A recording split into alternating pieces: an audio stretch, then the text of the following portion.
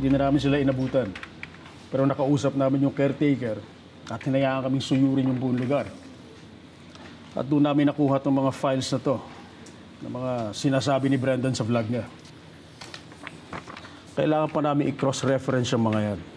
Pero based dun sa initial assessment namin, mga paper trail to ng mga offshore accounts kung saan nilagak ang mga pera na nakamkam nila sa mga BS fund investment. So, ang sinasabi niyo, sir, si Anton ang mastermind ni scam? Mas masahol pa. Papatayin ko yan kapag nakita ko siya. Ton, please, relax. Ang hindi ko maintindihan, bakit naniniwala ang mga tao sa kanya? May pinakita siya ng mga bank accounts na nasa pangalan mo. Doon dineposit lahat ng pera. Sino naman niniwala sa kanya? Sinungaling yun eh. Anton, wag mong i-underestimate si Brendan. Magaling siya mag-manufacture ng mga ebidensya. Kailangan ko umalis dito. Kailangan ko linisin ang pangalan ko. E di kung umalis ka, e di binigay mo na lang sa kanya yung gusto niya. Ano ibig mo sabihin?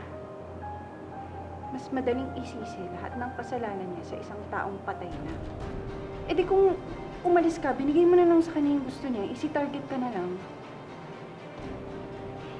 So ano gusto mo gawin ko? Hayaan ko lang si Brenda na siraan ako? Tumahimik na lang ako? Ang theory namin, pineke ni Anton ang kanyang pagkamatay.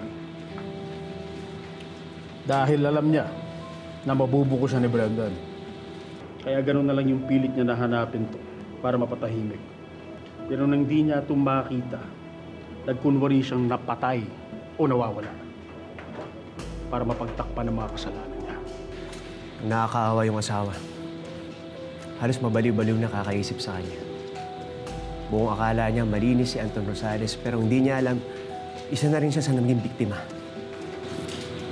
Sinabi mo ba?